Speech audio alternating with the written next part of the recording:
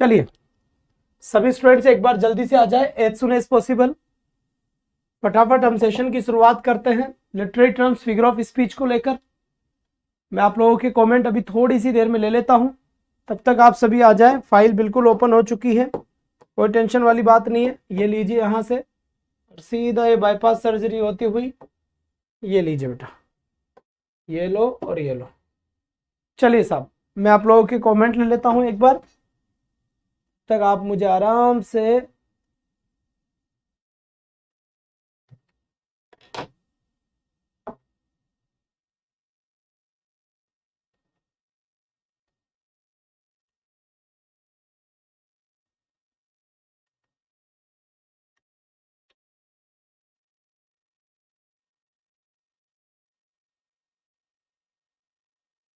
ये लीजिए बेटा, जल्दी आ जाए जल्दी आ जाए फटाफट फटाफट। ये लो, ये आपके कमेंट आ चुके हैं। चलिए साहब, good morning to all. Kalpana Yadav ji, Rahul and Gupta computer, good morning. शाबाश बेटा, गुड मॉर्निंग सभी को गुड मॉर्निंग भाई। जल्दी से एज सुन एज पॉसिबल आ जाए फटाफट फटाफट, ताकि हम सेशन को आगे बढ़ा सके। लिटरेरी टर्म्स और फिगर ऑफ स्पीच की एक क्लास होगी अपनी दिकेंदर जी, बहुत बढ़िया बात है। लाइव क्लास ज्वाइन बेटा, लाइव क्लास है, ज्वाइन करे बेटा, ज्वाइन करे, बहुत बढ़िया बात है। चलो जी चलो,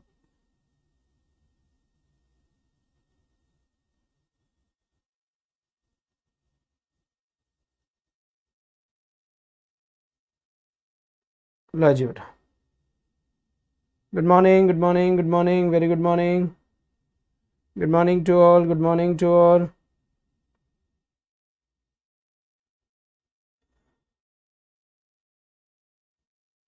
चलिए बेटा स्टार्ट करें, आ जाओ जी। तो सबसे पहले बात करते हैं अपन इस क्वेश्चन को लेकर। ये क्वेश्चन जो है इसका सही आंसर क्या होगा। क्वेश्चन आपके सामने लिखा हुआ है, देखिए। The Plowman his home words plots his very way. क्या लिखा हुआ है, हिज वेरी वे। इसका सही आंसर क्या होगा, सबसे पहले ये बात बताया आप। बहुत बढ़िया, हर हर महादेव, बहुत बढ़िया, जय महाकाल। टीचर लर्निंग मटेरियल वाला वीडियो बेटा बेटा पढ़ा तो दिया है तो सही उसमें यार। एक तुम्हारा ग्रामर जो आपका रोल ऑफ ग्रामर है वो मुझे पढ़ाना बाकी है, बाकी और मैंने लगभग लगभग आपको सब पढ़ा दिया है।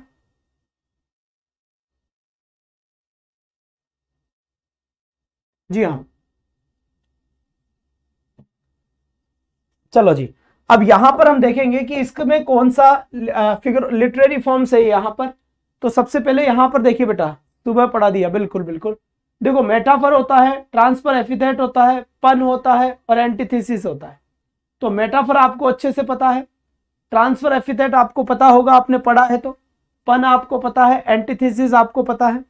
देखिए यहां पर जनरली क्या होता है, ये जो ट्रांसफर एपिथेट होता है, ट्रांसफर जो एपिथेट होता है, ये क्या होता है, जब किसी नाउन से पहले कोई एडजेक्टिव आता है, जब किसी नाउन से पहले कोई एडजेक्टिव आता है तो इस चीज को ट्रांसफर एपिथेट बोला जाता है। क्या बोला जाता है, मैंने पढ़ाया था ट्रांसफर एपिथेट, जब मैंने आपकी क्लास ली थी, एक बड़ी क्लास ली थी 2 घंटे के आसपास की, जिस क्लास में मैंने पूरे फिगर ऑफ स्पीच करवा दिए थे 24, 30, 25 के आसपास, और पूरे ही लिटरेरी फॉर्म्स मैंने करवा दिए थे आपको। तो आपने नहीं पढ़ा वो अलग बात है।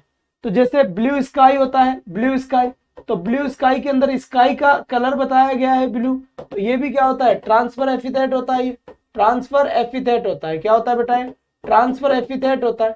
फिर यहाँ पर देखिए वेरी वे लिखा हुआ है, तो यहाँ पर देखिए वेरी वे लिखा हुआ है, थका हुआ रास्ता। तो वेरी वे अगर यहाँ लिखा हुआ है तो यहाँ पर इस वे का एडजेक्टिव यूज हुआ है, ये एडजेक्टिव यूज हुआ है क्योंकि रास्ता कैसा, इसका मतलब होता है थका हुआ। क्या था बेटा, थका हुआ। तो थका हुआ रास्ता, तो इसके अंदर ट्रांसफर एपिथेट इसका सही आंसर होगा। रेड बुल बिल्कुल सही है यहाँ पर। जैसे मैं लिखता हूँ रेड बुल, अगर लिखता हूँ रेड बुल, तो यहाँ पर बुल कैसा है, रेड है, तो ये एडजेक्टिव का काम कर रहा है, तो ये ट्रांसफर एपिथेट है ना। जैसे मान लो ब्लैक शर्ट, क्या लिखा मैंने, ब्लैक शर्ट। अगर मैं ब्लैक शर्ट की बात करता हूँ, शर्ट क्या है, नाउन है, और ये शर्ट कैसी है, ब्लैक शर्ट है, तो यहाँ पर ये अपने आप में ब्लैक क्या है, एडजेक्टिव का काम कर रहा है। तो यहाँ पर ट्रांसफर एपिथेट किसे कहते हैं, जब किसी भी नाउन को उसके एडजेक्टिव उसके आगे हो और वो उसे क्वालिफाई कर रहा हो, तो वो ट्रांसफर एपिथेट के नाम से जाना जाता है। व्हाइट एलिफेंट अगर मैं बात करता हूं तो एलिफेंट कैसा है, व्हाइट है, ब्लैक शर्ट ट्रांसफर एपिथेट है, व्हाइट एलिफेंट भी ट्रांसफर एपिथेट है। आपको समझ में आ गया होगा। और अभी एक स्टूडेंट का मैसेज आ रखा है जिसके अंदर रोल ऑफ ग्रामर पढ़ाना है बेटा, तो वो भी मैं पढ़ा दूंगा। दूसरी बात यहाँ पर सबसे इंपॉर्टेंट चीज क्या है, यहाँ पर इस रास्ते का पर्सोनिफिकेशन किया गया है। कैसे? वेरी वे, यानी थका हुआ रास्ता। अब एक बात देखिए, थका हुआ रास्ता है या फिर वो आदमी थका हुआ है जो रास्ते पे चल रहा है, क्योंकि रास्ता कभी भी थका हुआ नहीं हो सकता, रास्ता नहीं आदमी थका हुआ है।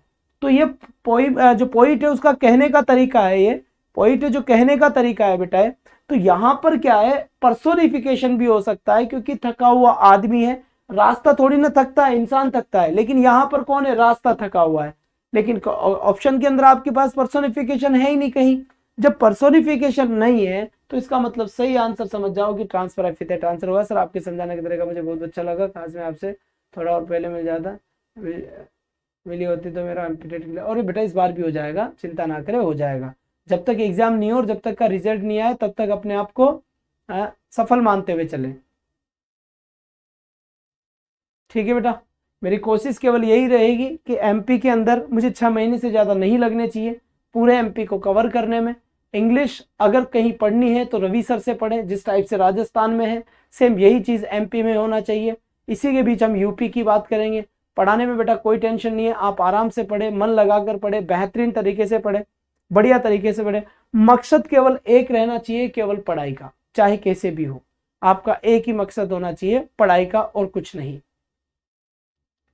बेटा मेंस तो मैं निकलवा दूंगा, प्री की तो गारंटी फिर भी नहीं हो, क्योंकि मुझे 15 दिन हुआ है, मैंने पढ़ाया नहीं है, मैंने क्वेश्चन प्रैक्टिस करवाई है तुमसे, और मैंने प्रीमियर क्लास लगाकर तुम्हें थोड़ी पढ़ाने की कोशिश करी है। अगर मैं पढ़ाया होता तो मैं पहले ही बता चुका होता कि प्री निकल चुका है, मेंस निकल चुका है। ठीक है बेटा, तो यहाँ पर आ जाइए। फिर यहाँ एक क्वेश्चन लिखा हुआ है, his life worth living depends upon the liver. अब यहाँ पर देखो, his life worth living depends upon the liver. बेटा देखा इसका सही आंसर क्या है और क्या नहीं है, जल्दी से बताएं। अरे बेटा कुछ नहीं होगा, सब पास है, घबराने की कोई बात नहीं है। ऐसे ऐसे घबराओगे तो कैसे काम चलेगा यार, है? हमारे यहाँ पे ग्रेड 1 का वर्ग 1 वर्ग 2 वर्ग 3 के भी एग्जाम हुए थे, उनको नहीं घबराने दिया, तुम काहे घबरा रहे हो, सब बढ़िया।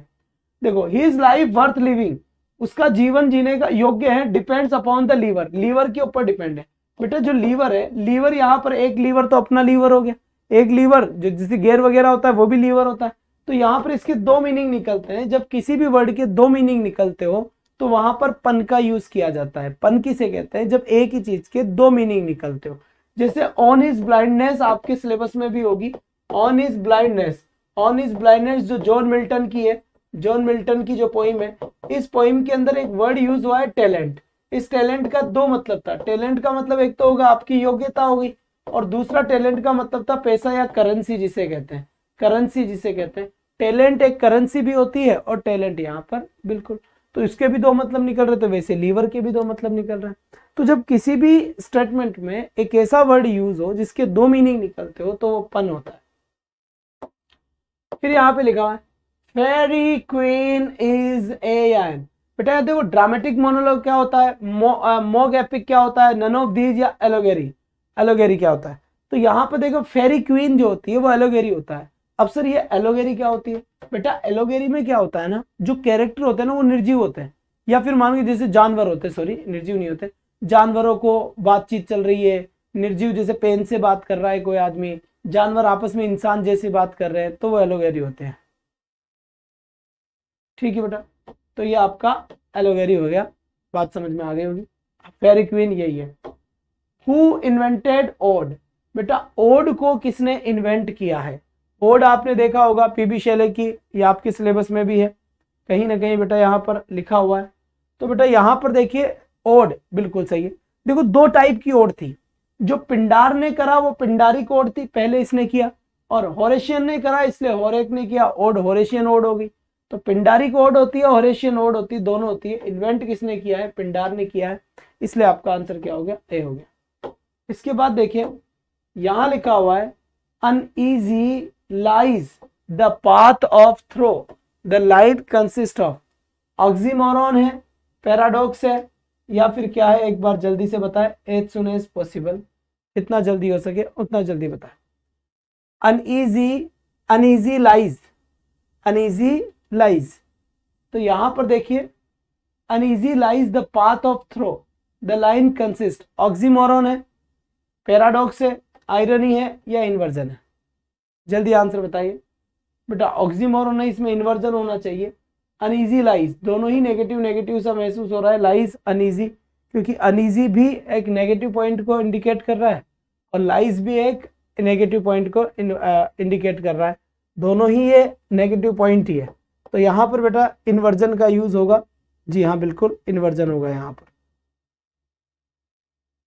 ठीक है, इसके बाद देखिए plead slip my cases and make her soft like tree, इसमें क्या है?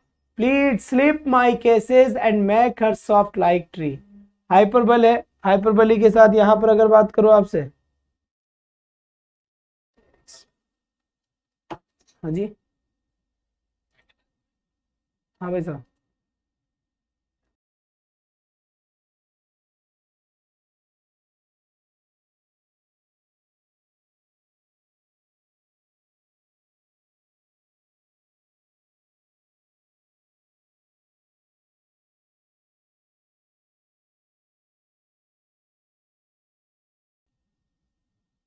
चलिए साहब बहुत बढ़िया बात है। तो यहां पर देखते हैं इसका क्या है। देखो यहां पर अपोस्ट्रोफी है, अपोस्ट्रोफी किसे कहते हैं? अपोस्ट्रोफी का मतलब होता है संबोधन, संबोधन। जब किसी भी इंसान को हम संबोधित करते हैं ना, तो यहां पर देखो ये plead slip my cases and make her soft like tree, soft like tree.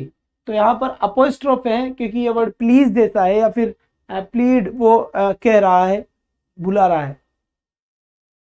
ठीक है, हाँ जी। फिर यहां देखिए the death of Keats is mourned in an elegy entitled Adonais, who is the writer? बेटा यहां पर देखिए एक एलिजी लिखी गई थी जिसका नाम एडोनिस था, एक एलिजी लिखी गई थी जिसका नाम एडोनिस था, और किड्स की डेथ पे लिखी गई थी, मतलब जब किड्स मर गए थे तो किड्स की डेथ पे लिखी गई थी एडोनिस। वो किसने लिखी थी? पीबी शेले ने लिखी थी, और पीबी शेले ने लिखी थी उसका नाम क्या था? एडोनिस था। पीबी शेले ने लिखी थी उसका नाम क्या था? एडोनिस था। इसी के साथ नेक्स्ट यहाँ पर अगर मैं बात करूं आपसे, तो ये कह रहा है who is the most important writer of the पिंडारिक odds in English. ये कह रहा है who is the most important writer, मतलब मोस्ट इंपॉर्टेंट राइटर कौन है?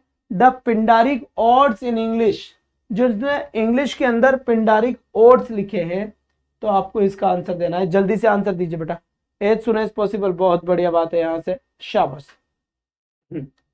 ग्रे शायद बिल्कुल सही है, थॉमस ग्रे, जिन्होंने फेमस ओड्स लिखी है, पिंडारिक ओड्स लिखी है इंग्लिश में। How many lines are in sonnet, sonnet के अंदर कितनी लाइन्स होती है आपको ये बताना है। छोटे छोटे क्वेश्चंस भी आ सकते हैं, इसलिए हर टाइप का क्वेश्चन अपने पास है, कलेक्शन हर टाइप का रहना चाहिए बेटा।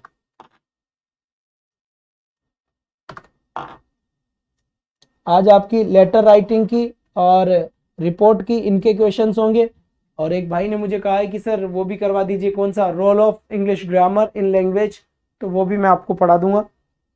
ठीक है, तो how many lines are in a sonnet, तो 14 लाइन्स होती है सोनेट में। इसके बाद देखिए a ballad normally written in blank verse में, राइम वर्स में, आयम्बिक मीटर में, नन ऑफ दिस में। बेटा बैलेड जो होती है एक सॉन्ग होता है, और जो बैलेड होता है वो बैलेड किस में लिखा जाता है आपको ये बताना है। तो जल्दी से जल्दी बताना है कि जो बैलेड, बैलेड क्या होती है, समझ रहे हो ना? बैलेड एक गाना ही होता है जो जैसे मान लो जिनका कोई ऑथर नोन भी हो सकता है, ऑथर अननोन भी हो सकता है, ट्रैक्टर में इनमें चलते रहते हैं गाने, उस हिसाब से ना। उसके साथ देखिए अ बैलेड नॉर्मली, तो बेटा यहाँ पर देखिए आयम्बिक पेंटामीटर, क्या होता है बेटा? आयम्बिक पेंटामीटर इसका सही आंसर है।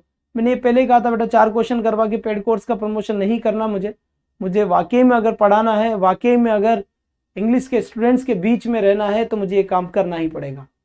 ठीक है, इसमें कोई बड़ी बड़ी बात नहीं है, जो चाहता हूं वो मुझे मिलना चाहिए बस। A dramatic monologue was specially written by, बेटा ड्रामेटिक मोनोलॉग किसने लिखा है? रॉबर्ट ब्राउनिंग ने लिखा है। My last duchess, my last duchess नाम अगर आपने पढ़ा हो, तो माई लास्ट डचेस लिखी है रॉबर्ट ब्राउनिंग ने। उसके अंदर ड्रामेटिक मोनोलॉग का अच्छी तरीके से यूज हुआ है। ड्रामेटिक मोनोलॉग क्या होता है? इसमें एक स्पीकर होता है, मतलब बोलने वाला होता है, और एक इसमें लिसनर होता है यानी कि सुनने वाला होता है। लेकिन जो लिसनर होता है लेकिन बोलता कुछ भी नहीं है, लेकिन बोलता कुछ भी नहीं है, बोलता कुछ भी नहीं है, कुछ भी नहीं है, सुनता ही सुनता है। क्या बेटा? सुनता ही सुनता है, वही ड्रामेटिक मोनोलॉग होता है। सुनता ही सुनता है, वही ड्रामेटिक मोनोलॉग होता है। बिल्कुल लास्ट राइडर, सही बात। इसके बाद देखिए, sometimes too hot shines the eye of heaven the figure of speech. बेटा इसका सही आंसर क्या होगा और क्या नहीं होगा? अब यहां पर देखो, sometimes too hot shines, hot adjective, shines the eye of heaven. बेटा इसका भी ट्रांसफर एफिथेट हो गया क्योंकि एडजेक्टिव यूज है। तो यहां पर too hot shines the eye of heaven, transferred epithet, बिल्कुल सही आंसर है। फिर यहां पर देखिए, an ambassador lies outside his country, which figure of speech do you find in the line. बेटा यहां पर देखो, एम्बेसडर जो लिखा हुआ है ना, एम्बेसडर, आप जब इसे देखेंगे तो अच्छे तरीके से देख पाएंगे कि यहां पर एम्बेसडर के दो मीनिंग निकलेंगे, ठीक है। इसीलिए यहां पर क्या होगा, आपका पन आंसर होगा। किसी भी वर्ड के अगर दो मीनिंग निकलते हैं तो उसका आंसर पन ही होता है। तो ये अपने माइंड में ध्यान दें, आप थोड़े वर्ड सर्च भी करें खुद भी तो बढ़िया रहेगा, ठीक है बेटा। इसके बाद class letter writing, report writing, इनकी होगी, ध्यान रखना। और रोल ऑफ इंग्लिश ग्रामर की भी क्लास होगी आज, वो भी मैं लूंगा। आज सारी क्लासेस ऑलमोस्ट लाइव ही रहेगी, प्रीमियर कुछ नहीं है, ठीक है, क्योंकि एग्जाम बड़ा पास में है। एन एम्बेसडर लाइज आउट इस country, happy is the man. यहाँ पे देखो, happy is the man is the example of, पन आ गया, इन्वर्जन आ गया, पर्सोनिफिकेशन आ गया, ऑक्सीमोरन आ गया। जल्दी से आंसर बताओ बेटा, इसका आंसर क्या है और क्या नहीं है। अब यहां पर देखिए, हैप्पी इज द मैन। अब ये होना कैसा चाहिए, the man is happy, the man is happy, ऐसे होना चाहिए, है ना, ऐसे ही तो होना चाहिए। लेकिन इसने उल्टा कर दिया, क्या कर दिया, हैप्पी इज द मैन। और जब उल्टा कर दिया जाता है तो उल्टा करने को इंग्लिश में क्या बोलते हैं, उल्टा करना। उल्टा करना को इंग्लिश में बोलते हैं बच्चा इन्वर्जन। क्या बोलते हैं बेटा, इन्वर्जन बोलते हैं। तो इस हिसाब से इसका सही आंसर क्या हुआ, इन्वर्जन हुआ, क्योंकि उल्टा कर रहा है तो इन्वर्जन ही तो हो गया, ठीक है, बहुत बढ़िया बात है। इसके बाद देखो, स्ट्रॉफ है, antistrophe and epode are found in. बेटा इसकी यहाँ पर देखिए, ये ट्रम है, वैसे तो देखा जाए तो आप देख सकते हैं, बाकी मुझे लगता नहीं है कि ये कोई खास बात है, फिर भी मैं आपको बता देता हूँ। बेटा ये तो तीन ट्रम चलती है ना, स्ट्रॉफ है, क्या चलता है, स्ट्रॉफ है, साथ ही साथ आया है एंटी स्ट्रॉफ है, एंटी स्ट्रॉफ है, और साथ ही साथ आया एपोड। ये किस में आते हैं, ये पिंडारिक एड में बोला जाता है, मतलब राइटिंग स्टाइल है पिंडारिक एड की, राइटिंग स्टाइल है कि इसमें स्ट्रॉफ है, एंटी स्ट्रॉफ है और साथ ही साथ एपोड यूज किए जाते हैं। इसके बाद देखिए, the camel is the ship of the desert. इस सेंटेंस में कौन सा फिगर ऑफ स्पीच यूज हुआ है, तो यहां पर हम देखेंगे द कैमल यानी कि जो ऊंट है, कैमल का मतलब क्या हो गया, ऊंट हो गया। इज द शिप, शिप का मतलब क्या हो गया, जहाज हो गया। डेजर्ट का मतलब क्या हो गया, रेगिस्तान हो गया। इसका मतलब यह है कि ऊंट को जहाज माना गया है, तो ऊंट और जहाज के बीच में कंपैरिजन हुआ है, कंपैरिजन हुआ है और ऊंट को जहाज मान लिया गया है। तो ऊंट को जहाज माना है इसलिए कंपैरिजन हुआ है। कंपैरिजन में यहाँ मेटाफर आंसर होगा, क्यों, क्योंकि इसमें अगर कहीं एज होता या कहीं इसमें लाइक वर्ड होता तो इसका आंसर सिमिली हो सकता था। क्या हो सकता था, सिमिली। लेकिन लाइक भी नहीं है, सॉरी लाइक भी नहीं है, एज भी नहीं है, इसलिए इसका करेक्ट आंसर मेटाफर हुआ है। फिर अगर मैं बात करूं यहां पर, तो ये कह रहा है opportunity knocks at the door but once. जो अवसर होते हैं वो दरवाजा खटखटाते हैं, बट वंस लेकिन एक बार। यहां पर काम क्या हो रहा है, नॉक्स, दरवाजा खटखटाने का। इस खटखटाने के काम को कौन कर रहा है, अपॉर्चुनिटी कर रहा है। अपॉर्चुनिटी का मतलब क्या होता है, अवसर होता है। अवसर कभी दरवाजा नहीं खटखटा सकता, आदमी खटखटा रहा है, लेकिन जो आदमी काम करता है वो मैं इस अवसर से करवा रहा हूं, इसका मतलब मैं इसे मानव मान लिया, तो इसीलिए इसका आंसर मानवीयकरण हो गया। और मानवीयकरण को इंग्लिश में पर्सोनिफिकेशन कहते हैं, तो ये आपका पर्सोनिफिकेशन आंसर सही हुआ। He is a poor creature, the lives is an example of। बताइए बेटा, बहुत बढ़िया, सविता, चौहान, मंजू, पिंकी, ये सभी बच्चों के आंसर आ रहे हैं, बहुत बढ़िया बात है। जल्दी जल्दी आंसर आने दीजिए बेटा। शाबाश, जल्दी जल्दी आंसर आने दीजिए।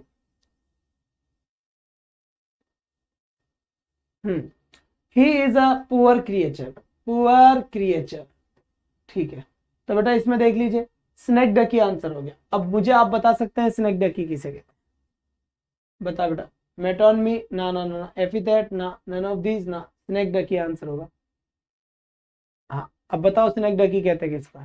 मैंने पढ़ाया था तुम्हें, दोती यार तुम भूल जाते हो इतना जल्दी। अब नहीं बता रहा मैं, चलो ठीक है। तो ही इज अ पुअर क्रिएचर, आप लोग बताइए मुझे कि स्नेक डकी किसे कहते हैं? तो काउ का तो फिर मैं नहीं बताऊंगा कुछ भी, मुझे स्टेटमेंट चाहिए कि स्नेक डकी कहते किसको है। नहीं बताओगे तो फिर मैं नहीं बताने वाला, आप ही बताओगे। मैं बताऊं? हाँ जी बताइए Rajni Sharma ji. A whole part, a part whole, whole part, बिल्कुल सही है।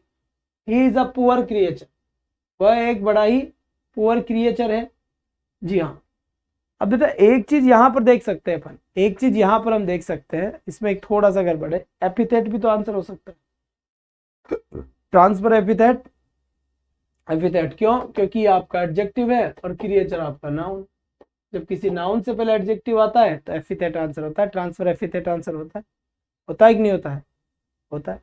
तो ही इज अ पुअर, तो यहाँ पर ये भी है, क्वेश्चन के अंदर गड़बड़ है, दो दो आंसर ऐसे पॉसिबल इसमें नहीं है।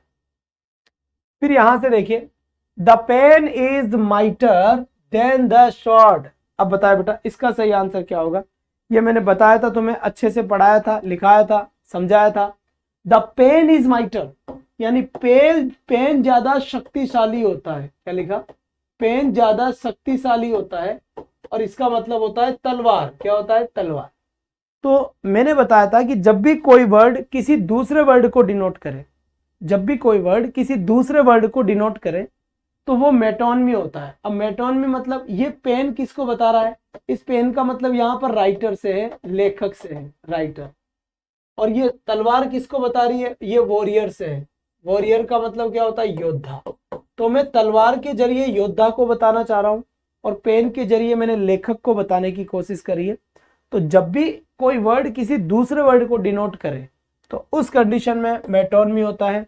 जैसे अगर हम पेटीकोट की बात करें तो लड़कियां, औरत पहनती है, लड़कियां पहनती है। तो फीमेल को जब डिनोट करूंगा तो मैं पेटीकोट की बात करूंगा। और जब मान लो मैं पैंट की बात कर रहा हूँ, पैंट्स, तो पैंट मतलब मैं मेल की बात कर रहा हूँ।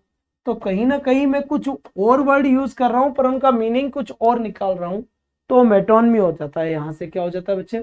मेटोनमी हो जाता है। इसके बाद यहाँ पर देखिए ये लिखा हुआ है Gray's elegy written in a country churchyard is an. क्या है ये? एलिजी है, बैलेड है, सोनेट है। ये एलिजी कर लो यार इसको। क्या है बेटा इसका आंसर बताइए?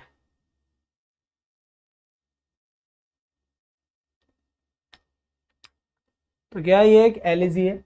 एलिजी का एक और नाम फेलिजी भी कहीं कहीं लिखा हुआ जाए तो देख लेना बेटा, ठीक है। विच quality has a lyric. Lyric की क्वालिटी क्या होती है? म्यूजिकल क्वालिटी होती है, राइम स्कीम होती है, एन अमेटिव स्ट्रक्चर होता है, ऑल द अबव। लिरिक की क्वालिटी जल्दी से बताएं एज सुन एज पॉसिबल कि लिरिक की क्या क्वालिटी होती है। बेटा लिरिक का मतलब ही यही होता है कि उसमें म्यूजिक होना चाहिए, राइम स्कीम होनी चाहिए, उसका स्ट्रक्चर सही होना चाहिए। तो लिरिक का सारा क्वालिटी यही होता है, ऑल द अबव। इसके बाद एन एलिजी इज। एलिजी क्या होती है? एक्चुअल में सिंपल नरेटिव पोइम होती है, फोक सॉन्ग होता है, अ सॉन्ग ऑफ जॉय होता है यानी आनंद का गाना होता है, या फिर अ सॉन्ग ऑफ डेथ होता है यानी कि मृत्यु का गाना होता है। तो एलिजी एक डेथ सॉन्ग होता है या फिर मरने के बाद श्रद्धांजलि देने के लिए, जो दुख व्यक्त करने के लिए कोई अपने करीबी इंसान के लिए कुछ लिखता है तो वो एलिजी में होता है। Find out the figure speech allegory. यहां पर देखो Animal Farm, Lycidas, Adonais, Christabel. देखो बेटा यहां से मिल्टन की तो होगी लिसिडस, एडोनिस पीवी शैली की होगी। एनिमल फार्म एक क्या है? एलोगेरी है। एलोगेरी किसे कहते हैं? जिसके अंदर जानवर जो होते हैं या जो निर्जीव चीजें जो होती हैं वो कैरेक्टर होते हैं।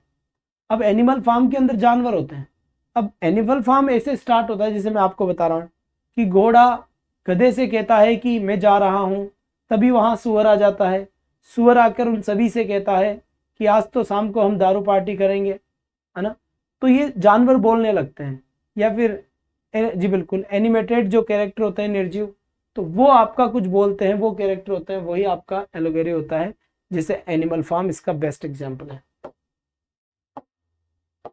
Serious elegy sorry serious eulogy is find out Lycidas man in memory of W.B. Yeats. अब ये आपके सिलेबस में वैसे नहीं है, क्योंकि इतना आपसे पूछेगा नहीं जहां तक मुझे लग रहा है, ठीक है। तो यहां पर देखिए सीरियस यूलॉजी किसमें, on the death of a mad dog, एक पागल कुत्ते की मृत्यु के ऊपर, किसने लिखी थी, ओलिवर गोल्ड स्मिथ ने।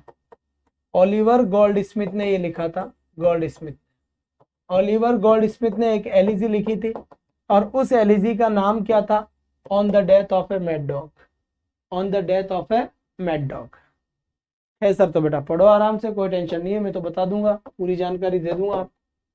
What kind of elegy is Thyrsis, ये किस टाइप की एलिजी है, बता बेटा, यहां पर मेंस में आएगी है आपके। चलो जी, तो यहाँ पे लिखा है जो थ्राइसिस है, यहाँ पे लिख दिया मैंने THYR। देखो एक तो ये, और एक जो थॉमस ग्रे है, थॉमस ग्रे की जो एलिजी है कंट्री चर्चयार्ड वाली, कंट्री चर्चयार्ड वाली जो है, ये सेम है, पेस्टोरल एलिजी है दोनों की दोनों। कौन सी एलिजी बेटा है, पेस्टोरल एलिजी है, ठीक है, कोई बात नहीं, जो आपकी रेंज में है वही करें। देखो कौन सा फिगर ऑफ स्पीच यूज हुआ है, हेस्टन स्लोली, हेस्टन स्लोली। देखिए यहाँ पर हेस्टन स्लोली लिखा हुआ है, तो हेस्टन का मतलब क्या होता है, जल्दबाजी या जल्दी, स्लोली का मतलब क्या होता है, धीरे। तो देखिए दो अपोजिट वर्ड एक साथ यूज हुए, दो अपोजिट वर्ड एक साथ यूज हुए, ठीक है। तो दो अपोजिट वर्ड एक साथ यूज हुए हैं, उसे क्या कहते हैं, एक बार जल्दी से बताएं। शाबाश, बहुत बढ़िया बात है, यहां से एकदम मस्त आंसर आना चाहिए बेटा। दो अपोजिट वर्ड अगर एक साथ यूज होते हैं, अपोजिट वर्ड की बात कर रहा हूं मैं, अपोजिट वर्ड अगर एक साथ यूज होते हैं तो उसे हम क्या बोलेंगे बेटा, ऑक्सीमोरॉन। क्या बोलेंगे, ऑक्सीमोरॉन बोलेंगे। दो अपोजिट वर्ड अगर एक साथ यूज होते हैं तो हाइपरबोली कहां से बोलेंगे, जोखा। चलिए नेक्स्ट क्वेश्चन की तरफ चलते हैं अपन। यहां लिखा हुआ है boys will be boys, which figure of speech, कौन सा फिगर ऑफ स्पीच यूज हुआ है इसमें, जल्दी से एक बार आंसर दीजिए। चलो जी बेटा, देखो बॉयज विल बी बॉयज ये क्या होता है, मैं मेरी बात समझने की कोशिश करना, ठीक है। Boys will be boys as epigram है, एपिग्राम का मतलब होता है सुक्ति, सुक्ति का मतलब कैसे कहता है भाई, एक एपिग्राम का मतलब होता है वो होता है ना, जैसे टिट फॉर टेट, जैसे को तैसा, ठीक है, जैसे को तैसा, उस टाइप की जो सुक्तियां होती है, बॉयज विल बी बॉयज, लड़के लड़के होते हैं, तो ये कहावत टाइप में हो गया, लड़के तो लड़के ही होते हैं भाई, ऐसे हुआ, तो वो आपका एपिग्राम होता है, जिसके अंदर ये बोला जाता है, कहावतें वगैरह सब इसमें आती है। लेंथ छोटी पर मीन्स बड़ा, ठीक, तो यहाँ पर एपिग्राम हो गया। फिर देखिए यहाँ पर to err is human to forgive divine, the figure of speech, error का मतलब मिस्टेक से लिया गया है बेटा, यहाँ पर एरर का मतलब किससे लिया गया है, मिस्टेक से लिया गया है। तो यहाँ पर देखिए to err is the human, तो यहाँ से ये है, और फॉरगिव डिवाइन, तो यहाँ पर देखो अपोजिट चीज है, गलतियां मनुष्य और डिवाइन देव्य, तो मनुष्य और देव्य दो अलग अलग स्टेटमेंट है, एंटीथेसिस यूज होगा। अगर दो अलग अलग अपोजिट वर्ड एक साथ यूज करा जाए तो ऑक्सीमोरॉन होता है, और दो पूरे के पूरे स्टेटमेंट यूज किए जाता है तो एंटीथेसिस होता है।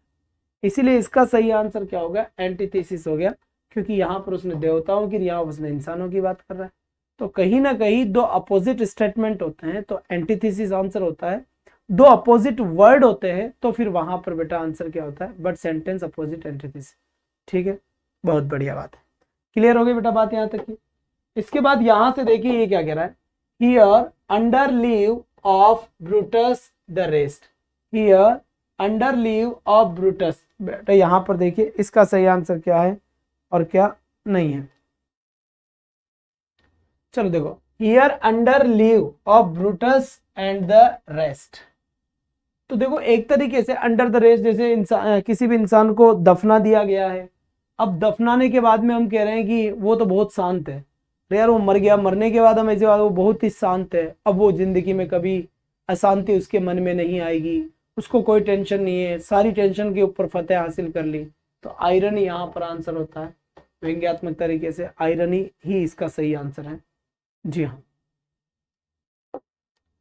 ओ solitude where are the charms, बेटा ओ सॉलिट्यूड, तो ओ आवाज दी जा रही है, यानी ये हुआ कि ओ सॉलिट्यूड आवाज दी जा रही है, या फिर मान लीजिए बुलाया जा रहा है, या फिर मान लीजिए संबोधन किया जा रहा है। क्या किया जा रहा है? संबोधन किया जा रहा है। तो संबोधन किया जा रहा है तो अपोस्ट्रोफी इसका सही आंसर होगा, बिल्कुल सही है। इसके बाद यहां पर देखिए ये क्या कह रहा है, what is the figure of speech in the words crying cradles. क्या लिखा हुआ है बेटा? क्राइंग क्रेडल्स लिखा हुआ है, जल्दी से आंसर दीजिए यहां पर। जी हाँ, क्राइंग क्रेडल्स लिखा हुआ है, तो वही चीज वापस है। सबसे पहले अगर देखा जाए तो यहां पर आपको क्राइंग क्रेडल्स, अगर मैं इसकी बात करता हूं तो आप इसे पर्सोनिफिकेशन भी कह सकते हैं। पर्सोनिफिकेशन क्यों कहेंगे? पर्सोनिफिकेशन, ठीक है, पर्सोनिफिकेशन क्यों कहेंगे? क्योंकि क्रेडल मतलब मान लीजिए जैसे झूला है, अब झूला क्राइंग, झूला है तो झूला झूला रहे हैं तो उसमें आवाज हो रही है, तो आवाज तो कोई इंसान कर रहा है, झूला आवाज कर रहा है, तो ये पर्सोनिफिकेशन है। और या फिर ये अपने आप में क्या है? एक नाउन है, और नाउन से पहले ये क्या आ रहा है? एक एडजेक्टिव है क्राइंग, तो ट्रांसफर एपिथेट आंसर होगा इसका, क्योंकि इसमें पर्सोनिफिकेशन ऑप्शन में नहीं है, इसलिए यहां पर सही आंसर क्या हो जाएगा? ट्रांसफर एपिथेट इसका बिल्कुल सही और सटीक आंसर होगा। इसके बाद अगर मैं बात करूं आपसे, identify the found rise ode, बता बेटा, यहां पर the bard ode to simplicity ode to autumn ऐसा लिखा हुआ है, तो यहां पर बेटा देखो द बार्ड जो है ये एक ऐसी ओड है, आपके सिलेबस में हो तो ठीक है, नहीं हो तो कोई बात नहीं, छोड़ देना आप इसको। लाइक ए स्टार, यहां पर देखिए कौन सा फिगर ऑफ स्पीच यूज हुआ है, like a star of heaven in the broad daylight, then art unseen but I hear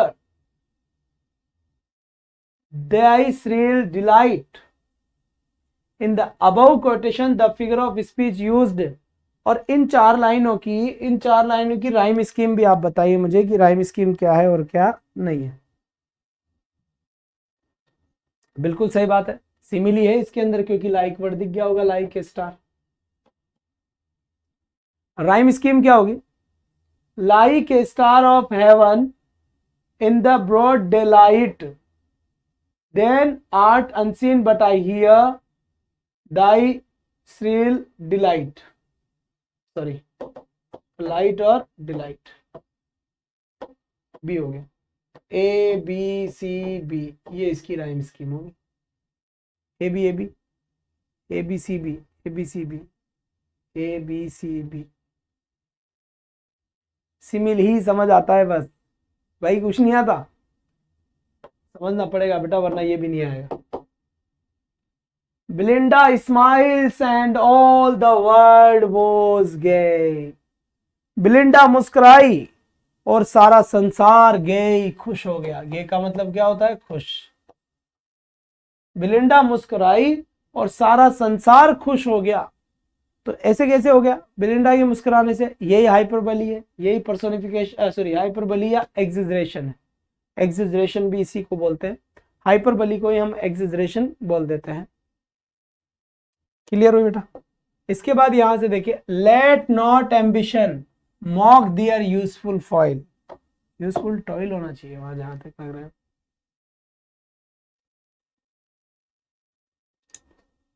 चलो, लेट नॉट एम्बिशन मॉक मजाक उड़ाना, दियर यूजफुल टॉयल, तो मजाक उड़ाने का काम इंसान करता है या पर्सोनिफिकेशन एम्बिशंस नहीं कर सकती, महत्वाकांक्षा थोड़ी ना करेगी, नहीं करेगी ना, पर्सोनिफिकेशन होगा इसका आंसर। मॉक मजाक बनाना, एम्बिशंस थोड़ी ना करेगी किसी।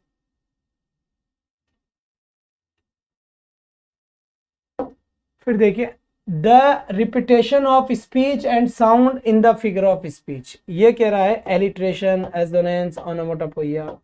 The repetition of speech and sound, sound का जो रिपीटेशन होता है in the figure of speech वो किस में आता है? जल्दी बताओ बेटा, इसका आंसर जल्दी बताइए। अब देखो, वैसे तो एलिट्रेशन में ही आता है, लेकिन अगर वावल साउंड पूछ लेता, वावल साउंड, तो वावल साउंड के अंदर फिर मुझे क्या करना पड़ता, एजोनेंस आंसर करना पड़ता। और ये कॉन्सोनेंट दिया हुआ है, कॉन्सोनेंट साउंड, तो कॉन्सोनेंट साउंड किसको है, एलिट्रेशन हो गया। ठीक है। What is the literary form of book shelf?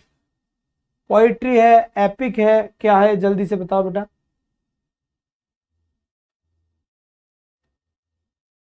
ये क्या है, बुक्स, देखो ये एक एपिक है, एपिक है, ये पोइट्री नहीं है। रामायण हो गया, महाभारत हो गया, पैराडाइज लॉस्ट हो गया मिल्टन का, पैराडाइज रिगेन्ड हो गया मिल्टन का, ये सब एपिक है, महाकाव्य है, बड़े बड़े हैं, इसलिए इनको। What is the literacy form of Milton's paradise lost? मेरा पैराडाइज लॉस्ट क्या है, एपिक है, मैंने बताया था ना, मिल्टन का पैराडाइज लॉस्ट, पैराडाइज रिगेन्ड, ये सब क्या है, एजोनेंस वावल साउंड, बिल्कुल सही है। फिर यहाँ देखो, what is the literary form of the rape of the lock?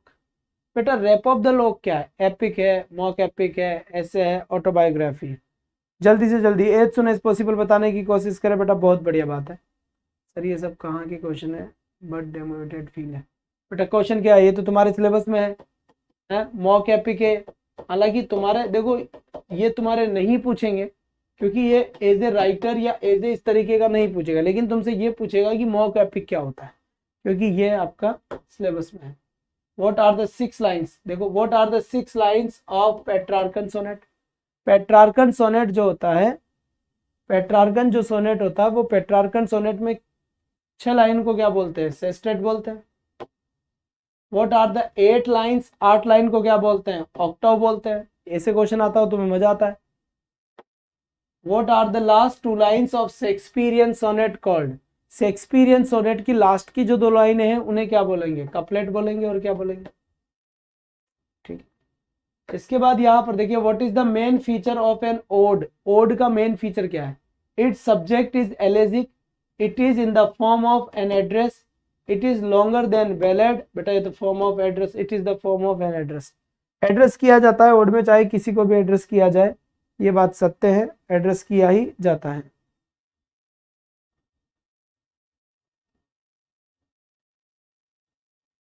तभी तो इसमें अपोस्ट्रोफी ज्यादा यूज होते हैं वर्ड में। ठीक है।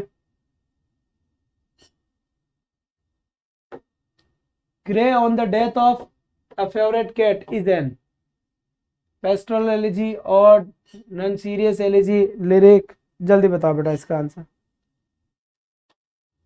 सीरियस सब्जेक्ट पे होती है, ये ग्रे का है, नहीं आए तो ठीक है, नॉन सीरियस एलिजी है। A ballad is normally written iambic pentameter black verse, question आया हुआ है, ये भी आया था, iambic meter में लिखी जाती है। Swift's the battle of the books, ये स्विफ्ट नाम बेटा है राइटर का, पोइट का, तो स्विफ्ट ने जो लिखा था वो क्या है, बैटल ऑफ द बुक्स क्या है, ये एक शटायर है, ये क्या है, एक शटायर है, ये मैंने शटायर लिख दिया स्विफ्ट का। ये पोइट के साथ तुम्हारे शायद नहीं पूछा जाएगा। Shaw's arms and the man is है, ये भी बेटा आपका देखिए, आर्म्स एंड द मैन जो जॉर्ज द शो है, GB Shaw, George Bernard Shaw, क्या है ये एक शटायर है। जो आर्म्स एंड द मैन लिखा गया है जेबी शो का, वो भी एक शटायर है। How many types of ode, ode के कितने टाइप्स होते हैं?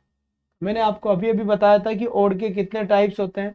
एक तो पिंडार ने लिखा, इसे पिंडारिक ओड हो गया, हॉर्शियन ने लिखा इसलिए हॉर्शियन ओड हो गया। तो कहीं ना कहीं बेटा 2 टाइप तो इसके है ही है, जो मेजर है, जो मुख्य है, वो 2 टाइप है बेटा।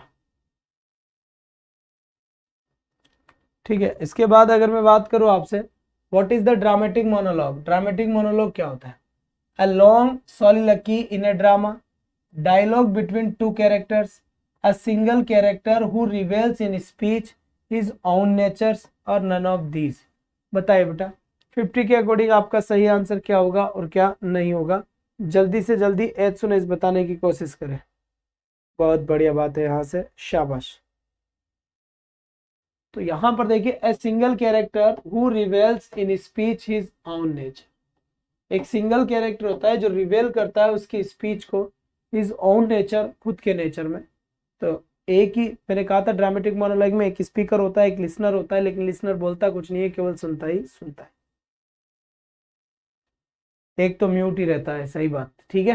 तो ये 50 क्वेश्चंस थे जो हमने लगभग लिटरेरी टर्म से भी करे हैं, इन सब से भी करे हैं, आप रिवीजन कर लें, मैंने तुम्हें सारे पढ़ाए हुए हैं, तो उनको आप अच्छे से रिवीजन कर लें, क्योंकि अब एक दिन के अंदर ज़्यादा हमें कन्फ्यूज़ नहीं होना, ठीक है। छोटी छोटी चीज़ें हैं, बस ये है कि तुम्हारी रेगुलरिटी बनी रहे, इस हिसाब से ये क्लास रखी गई है। 10 बजे मैं आपकी लेटर राइटिंग की इसकी क्लास लूँगा, और फिर एक class role of English grammar की लूँगा, रोल ऑफ इंग्लिश ग्रामर क्या है ये समझाने के लिए। बिल्कुल सभी को आशीर्वाद है हमारी तरफ से, कोई टेंशन नहीं है, बहुत बढ़िया तरीके से आप सब पास होंगे, और फिर हम साथ में मिलकर मेंस की तैयारी करेंगे। इस बार तो मैं केवल एक हवा के झोंके की जैसे आया था, लास्ट टाइम पे जब कुछ नहीं था एमपी के अंदर, क्वेश्चन ही क्वेश्चन, तो मैंने अपना वादा पूरा किया, 5000 से ऊपर क्वेश्चन आप गिन लेना, करवा दिए हैं हमने, ठीक है।